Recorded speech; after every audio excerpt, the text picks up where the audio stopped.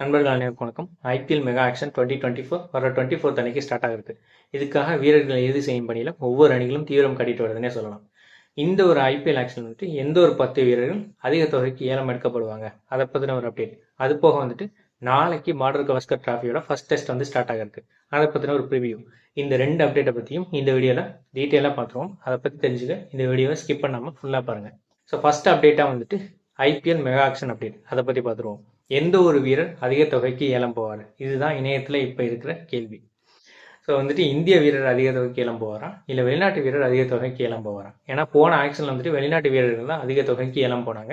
அதில் வந்துட்டு Mitchell Stark வந்து முதல் இடத்துல இருந்தார், அடுத்த இடத்துல வந்து பேட் கமின்ஸ் இருந்தார். இந்த ரெண்டு வீரர்களும் அதிக தொகைக்கு ஏலம் போனாங்க. ஏன்னா வந்து அது மினி ஆக்ஷன் அப்படின்னு சொல்லப்படுது. மெகா ஆக்ஷனில் அந்தளவுக்கு அவங்க ஏலம் போக மாட்டாங்க அப்படின்ற மாதிரியான கருத்துக்களும் வெளிவந்த வண்ணம் இருக்குது. டாப் 10 பிக்காக வந்து யார் இருப்பாங்க, ஸோ எந்த ஒரு 10 வீரர்களை எல்லா அணிகளும் எடுக்க ஆர்வம் காட்டும் அப்படின்றத பற்றின ஒரு சின்ன அப்டேட்டாக இந்த வீடியோவில் பார்த்துருவோம். ஸோ இந்த லிஸ்ட்டில் வந்து 10வது இடத்துல இருக்கிறது பில் சால்ட். ஒரு எக்ஸ்ப்ளோசிவ் ஹிட்டர் அப்படின்னு சொல்லலாம். அதிரடியான பேட்ஸ்மேன், ஒரு ஓப்பனிங் பேட்ஸ்மேனாக அதிரடியான ஹிட்டர் தேவைப்படும் அப்படின்ற அணிக்கு வந்து இவர் ஒரு நிச்சயம் ஒரு நல்ல பிக்காக இருப்பார். ஸோ இவரை வந்து எடுக்கிறதுக்கு கேகேஆர் அணி அதிகமான முனைப்பு காட்டும் அப்படின்ற மாதிரி தான் நினைக்கிறேன். அது போக வந்துட்டு பஞ்சாப் கிங்ஸ் அணியும் இவர் எடுக்கிறதுக்கான அதிக முனைப்பு காட்டலாம். அடுத்ததாக 9வது இடத்துல லியாம் லிவிங்ஸ்டன். இவரும் வந்து ஒரு இங்கிலாந்து வீரர் தான். இவரும் வந்து அதிரடியாக ஆடக்கூடியதில் வல்லவர்னு சொல்லலாம். அது போக வந்துட்டு ஸ்பின் பவுலிங்கும் போடுவார். ஒரு ஆல்ரவுண்டர் அணிக்கு மிகப்பெரிய சொத்தாக இருப்பார். ஸோ இவரை எடுக்கிறதுக்கும் அதிக அணிகள் ஆர்வம் காட்டும். முக்கியமாக வந்துட்டு பஞ்சாப் கிங்ஸ் அணி அண்ட் ராயல் சேலஞ்சர்ஸ் பெங்களூர் அணி, இவங்க ரெண்டு பேரும் வந்து இவர் எடுக்கிறதுக்கான அதிகமான முனைப்பு காட்டுவாங்க அப்படின்ற மாதிரி எதிர்பார்க்கப்படுது. அடுத்ததாக 8வது இடத்துல ஸ்ரேயஸ் ஐயர். அதாவது வந்து ஒரு ஐபிஎல் சாம்பியன் கேப்டன். அவர் வந்து மறுபடியும் ஆக்ஷனுக்கு வந்திருக்கிறாரு. அவரை வந்து அந்த அணி தக்க வைக்கல. இதுக்கு பல்வேறு காரணங்கள் சொல்லப்படுது. அவருக்கும் அணிக்கும் பிரச்சனை அப்படின்ற மாதிரி சொல்லப்படுது. இல்லை அவராக விருப்பப்பட்டு தான் வெளியில் போனார் அப்படின்ற மாதிரியும் சொல்லப்படுது. திரும்பவும் அவர் வந்து எடுக்கப்படுவார் அப்படின்ற மாதிரியும் சொல்லப்படுது. திரும்பவும் கேகேஆர் எடுக்கிறாங்களா அப்படின்றது தெரியல. இருந்தாலும் அதுக்கான வாய்ப்புகள் குறைவு. இவரை வந்து எடுக்கிறதுக்கு டெல்லி கேபிட்டல்ஸ் அணி அதிக முனைப்பு காட்டும். ஏன்னா வந்து டெல்லி கேபிட்டல்ஸ் அணி ஏற்கனவே இவர் கேப்டனாக வச்சு ஐபிஎல்ல ஃபைனல் வரைக்கும் போயிருக்கு. 2020 மும்பையோட ஃபைனல் ஆடிருக்காங்க. ஸோ அதில் வந்து தோத்துட்டாங்க அப்படின்னாலும் அவர் வந்து ஒரு சிறப்பான பங்களிப்பை டெல்லி கேபிட்டல்ஸ் அணி கொடுத்துருக்காரு. அதனால வந்து டெல்லி கேபிட்டல்ஸ் அணி இவர் எடுக்கிறதுக்கான அதிக வாய்ப்புகள் இருக்குது. ஸோ அடுத்ததாக 7வது இடத்துல கேஎல் ராகுல் இருக்காரு. நிறைய அணிகளுக்கு கேப்டன் தேவைப்படுது. ஸோ கேப்டன்சிக்கு பொருத்தமான வீரராக இவர் இருப்பார். எல்எஸ்ஜி வந்து இவரை நீக்கிட்டாங்க அப்படின்னாலும் வந்துட்டு ஏற்கனவே வந்து பஞ்சாப் அணிக்கு கேப்டனாக இருந்திருக்கிறாரு. அதனால வந்துட்டு இவரை வந்து பஞ்சாப் அணியும் எடுக்கிறதுக்கான வாய்ப்புகள் கொஞ்சம் இருக்குது. அதிகபட்சமான வாய்ப்புகள் வந்து ராயல் சேலஞ்சர்ஸ் பெங்களூர் எடுக்கிறதுக்கான வாய்ப்புகள் தான் இருக்குது. ஏன்னா ஏற்கனவே வந்து ஆர்சிபி அணிக்காக ஆடி இருக்கிறாரு.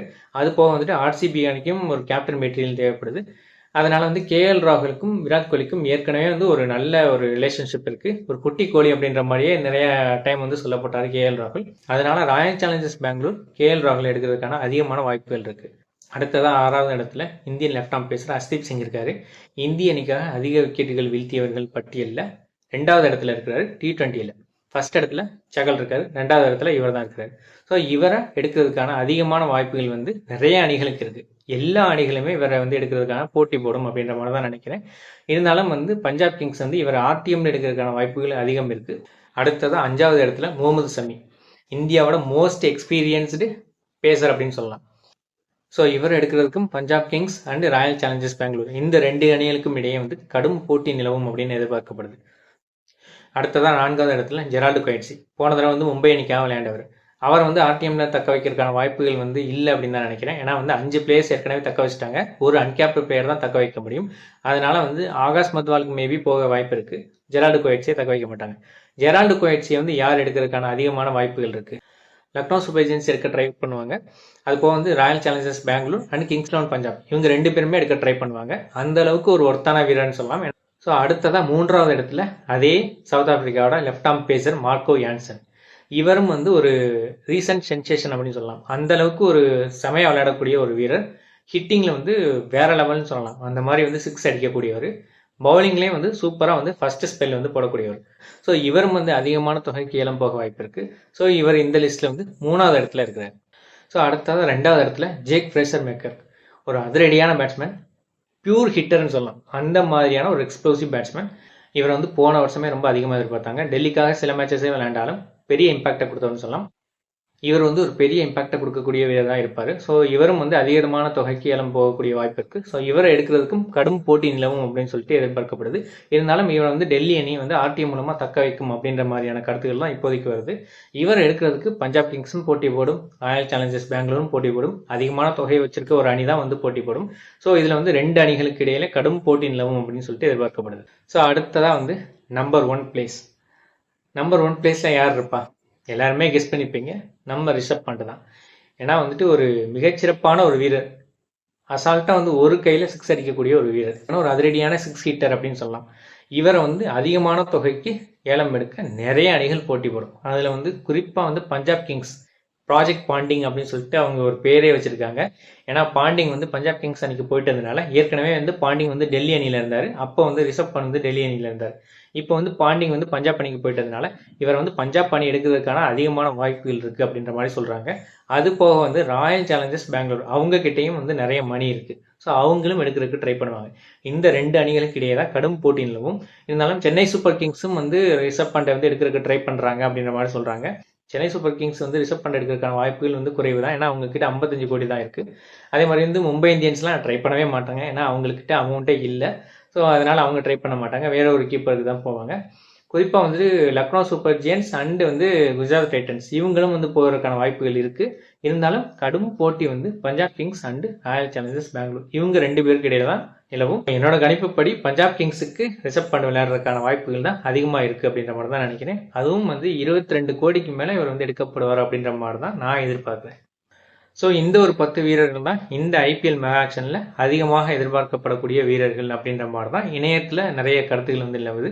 ஸோ அதை வச்சு தான் வந்து இந்த ஒரு லிஸ்ட்டை வந்து எடுத்து நான் உங்ககிட்ட வந்து கொடுத்தேன். ஸோ இந்த ஒரு லிஸ்ட்டு கரெக்டான லிஸ்ட்டா? ஸோ இந்த ஒரு டாப் 10 வீரர்களில் நீங்கள் யாரையும் எதிர்பார்த்தீங்களா? இல்லை இவங்க வந்து டாப் 10குள்ளே இருக்க வேணாம், இந்த வீரருக்கு பதிலாக இந்த ஒரு வீரர் இருக்கலாம் அப்படின்ற மாதிரியான உங்களுக்கு ஏதாவது கருத்துக்கள் இருந்தால் அதை பற்றி சொல்லுங்கள்.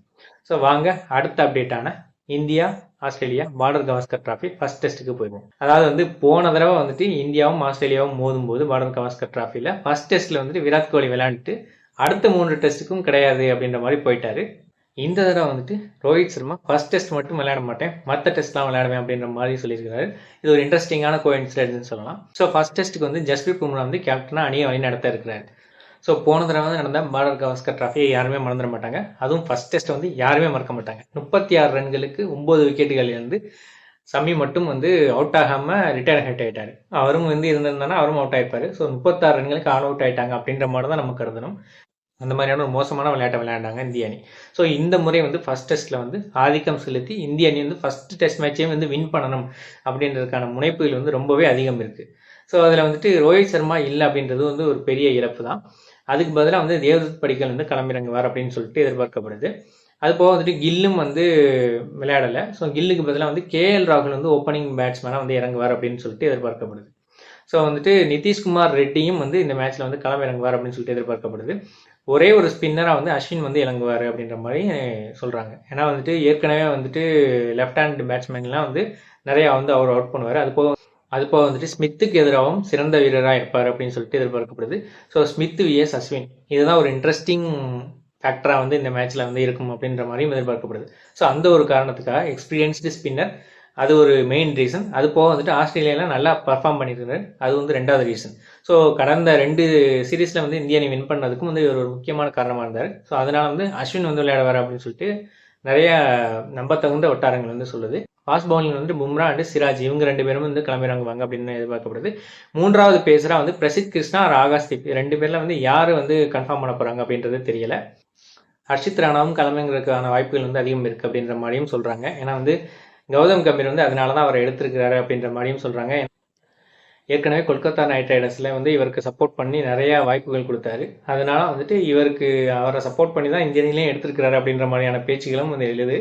ஸோ வந்து ஹர்ஷித் ராணா வந்து பேட்டிங்லேயும் ஹேண்டியாக இருப்பார். அதனால் வந்து அவரும் எடுக்கிறதுக்கான வாய்ப்புகள் வந்து இருக்குது அப்படின்ற மாதிரி சொல்கிறாங்க. ஸோ யாரை வந்து நாளைக்கு டெபியூட் பண்ண போகிறாங்க அப்படின்றது தெரியல. இருந்தாலும் நிதிஷ்குமார் ரெட்டி வந்து கிட்டத்தட்ட 90% கன்ஃபார்ம் அப்படின்ற மாதிரி சொல்கிறாங்க. ஹர்ஷித் ராணா வந்து ஒரு 50-50ன்ற மாதிரி தான் இருக்குது. எக்ஸ்பீரியன்ஸ்டு பேசருக்கு போகிறதுக்கான சான்ஸ் தான் வந்து அதிகமாக இருக்குது அப்படின்ற மாதிரி தான் நான் நினைக்கிறேன். மூன்றாவது வீரராக கோலி இறங்குவார், நான்காவது வீரராக யார் இறங்குவாங்க அப்படின்ற மாதிரியான கேள்விகள் எழுது. துருவ் ஜுரேல் வந்து நல்லா ஆடிட்டு இருக்கிறதுனால அவருக்கான வாய்ப்புகள் வந்து அதிகம் இருக்கு அப்படின்ற மாதிரியும் சொல்லப்படுது. ஸோ இந்த ஒரு அணியில் வந்து யார் யார் வந்து இருந்தால் இந்திய அணி எளிதில் வெற்றி பெறும், ஸோ அதை பற்றி உங்களோட கருத்துக்களை கமெண்ட் பண்ணுங்கள். அது போக வந்துட்டு டாப் 10 வீரர்களை பற்றி உங்களோட கருத்துக்களையும் வந்து கமெண்ட் பாக்ஸில் கமெண்ட் பண்ணுங்கள்.